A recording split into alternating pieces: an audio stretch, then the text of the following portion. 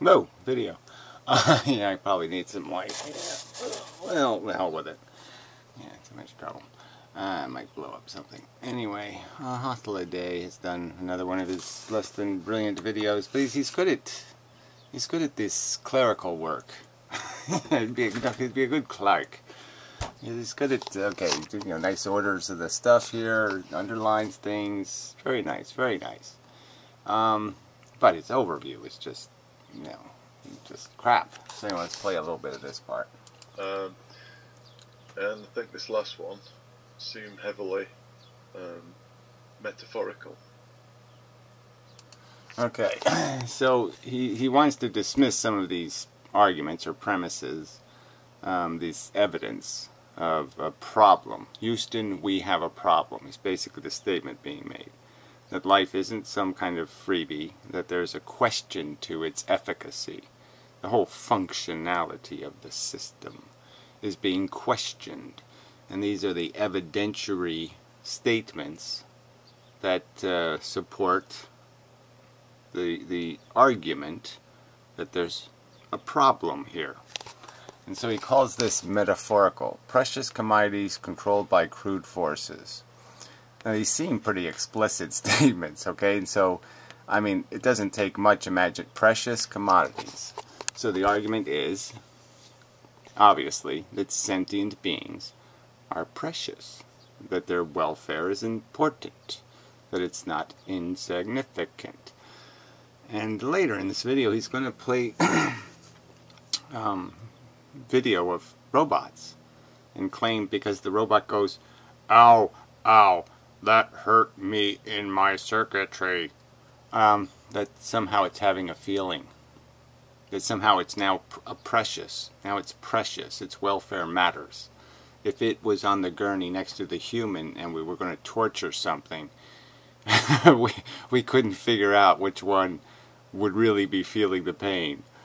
I mean, it's a nonsensical argument, I think. So I mean, so added to this premise, obviously, a bit of argumentation that has to be argued to previous to these arguments to make them understood, because there has to be some acceptance. I'll write this down. Of the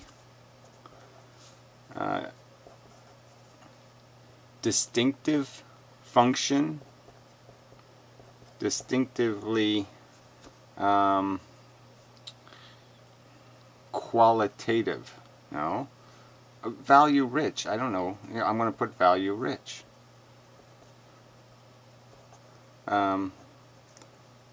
Function of the conscious sentient organism. That's the distinction of sentience, is the capacity to manifest feelings that have decisively qualitative weight. I mean, we know the difference between horrible suffering and peaceful contentment. And the difference, if you're not going to accept that there is this difference, that there is this distinction, and that the distinction is not important but profoundly important, there's no, in my opinion, no ground for conversation. This is as important as the round earth or the notion of gravity and having a conversation about the solar system. If I have to discuss the solar system and I can't use the word gravity, there's no point in discussing it. And there's just no point in discussing the meaning of life if you do not concede that my welfare is significantly different and significantly more precious than the welfare of a computer.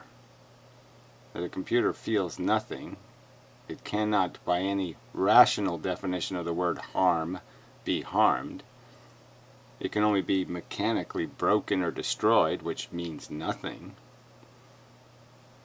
So I just don't see any, but to call this metaphorical, like I say, if you say something is precious, that's like saying important or valuable. So valuable commodity. So if you were to call sentient organisms valuable, that is somehow a metaphorical statement. No, it's an explicit declaration.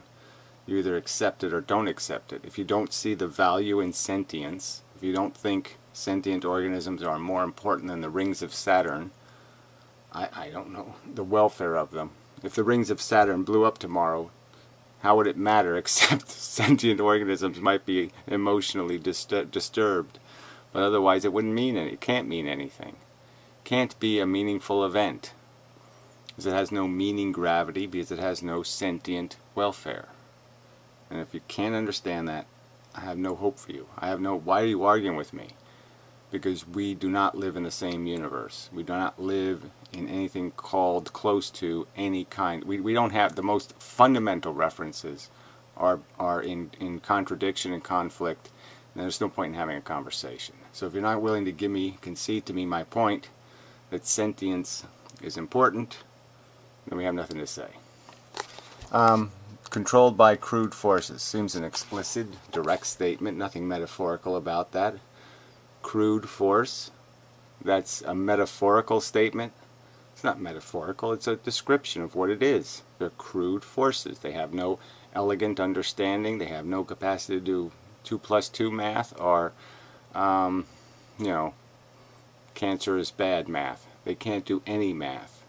They're crude forces. They will destroy and break and mess up things for no reason but mechanical reasons, uncomplicated reasons, unsophisticated reasons, reasons likely to have nothing like justice or fairness or any kind of principle involved. There will be no principle involved in what the crude force will do. So again, to call that metaphorical, sorry, no sale. Consumption, reproduction, cannibalism, addiction. Well, the consumption clearly is not metaphorical. I mean, that's as explicit as you can get. We consume the resources of the planet. Reproduction, explicit as you can get. Okay, it's a self-replicating mechanism. Cannibalism, okay, there's some metaphorical content in the sense that it's not cannibalism in the strictest use of the word, where you're cannibalize the exact genetic code that of your own, but it's cannibalism in the sense of social cannibalism, all kinds of different methods of cannibalism where you're consuming things of equal or commensurate value to yourself. You're consuming sentient welfares, and that's the use of that as a metaphor. But is that an illegitimate metaphor? Is that metaphor stretching a reality or a truth? Or is that metaphor quite explicitly a statement about the current condition? That we exist in a world where to gain our happiness, we often have to put other people at risk or jeopardy to get it. And in doing that, there's a kind of cannibalism. My gain good, his pain irrelevant. That kind of psychology is a reality. That kind of behavior is a reality. And that kind of behavior can only be called one thing: cannibalistic. Consuming your own kind. Consuming your own value. And addiction. Well, addiction's a pretty explicit technical term. It has a technical definition, and there's every fact that we are fundamentally, physiologically addicted to existence in just the biological way. You will be tormented if you don't breathe, if you don't eat, if you don't do these fundamental things. And that all of our chasing of the Cheeto, the ambition, is made out of some form or another of addiction. So this isn't a metaphorical statement, it's an explicit statement. Alright, replication for the sake of replication. I mean, how is that a metaphor? How do you call that a metaphor? It replicates for no other reason than it replicated. And now it will continue to replicate because that's what it does. And it does so for that reason and no other reason. We exist because a cell some 3.5 or 4 billion years ago create a copy of itself.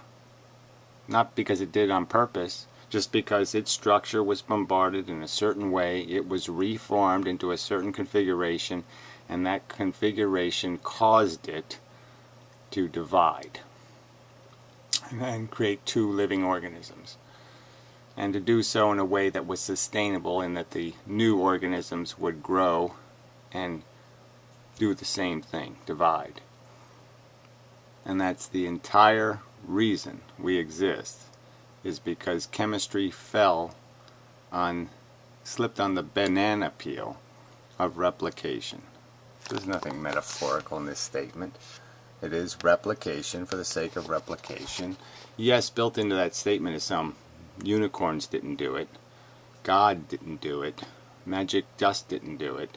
It's just a chemical process that now, through billions of years of engineering through natural selection, has created very complex organisms.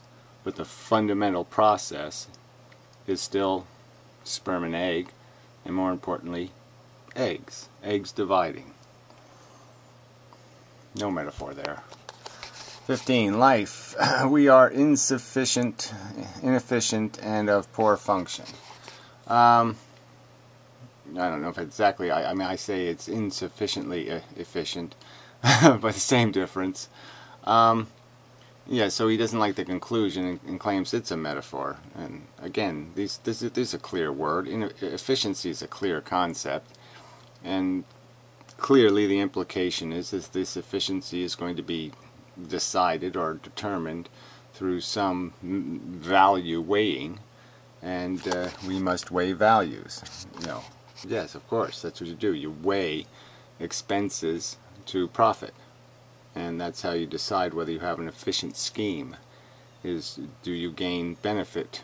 Does it make something of significant value to justify the cost of what you had to fertilize it with? And the accusation is, when you accept all of these facts, premises, it is clear that no, this game cannot be played to win. It can only be played to excessive detriment. You will cause illegitimate, if not excessive, suffering. You will commit a crime against sentient organisms, or you will waste their suffering in a non-profitable enterprise. You will lose the game and break somebody's leg to do it, and you'll fail. It fails. So anyway, I don't think he says anything here that's too coherent, but we'll play a little bit and then jump maybe. I don't know. I mean, I probably said enough here, right? We probably have enough to work with right here. I'm not going to accept an argument that starts off calling these things metaphorical, because they're just not. They're premises. If you don't accept them, we really don't have much to talk about. If you think a unicorn put life here for a reason, well, okay, game over. I'm saying it's replication for the sake of replication. Either accept it or reject that as a truth. In terms of a causal truth, you can claim that through extension of complexity, some greater value has been accomplished, which is your love of yourself. You can make that claim, that your self-love is so grand and great that it makes up for all the suffering of all the beasties. I mean, you know, the queen ant could make an argument to me and say, I'm so fucking cool that I'm worth all their suffering. You could kill a zillion workers, and I'm worth it. I mean, she could try to make that argument, but I don't think she can rationally get away with it. I don't think she could rationally make any sense of it.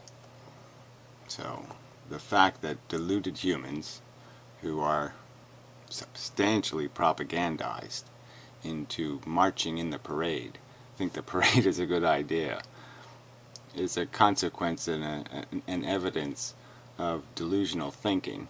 It is not evidence of fact. The parade is a farce. a disgusting, wasteful farce.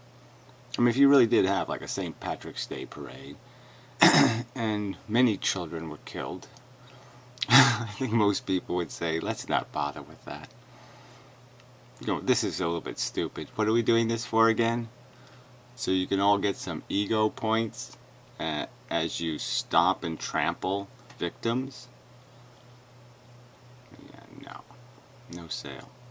So anyway, yeah, so I'll leave it there. Like I said, the second half of this video is just this, I call it insane. It's an insane argument. I do not have to explain, I should not have to explain to any person who's conscious and been alive for just a few years why I'm different than a computer, or why I'm different than a bar of soap, or why I'm different than any other inanimate, unconscious organism.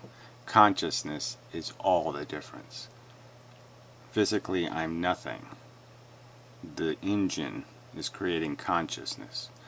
Consciousness is everything. If you can show me a computer with a synthetic ability to actually feel sensations, then you've shown me something precious. You've shown me something valuable. But there's no evidence that the fake behavior of mechanical devices that we have created has anything to do with real sentience. I mean, when you pull the string on the Barbie doll and she says, "I love you," am I supposed to believe her? Is that your argument? She's really saying it? Because she feels it? It's actual testimony? Come on. I'm not that stupid. You gotta do a lot better than that.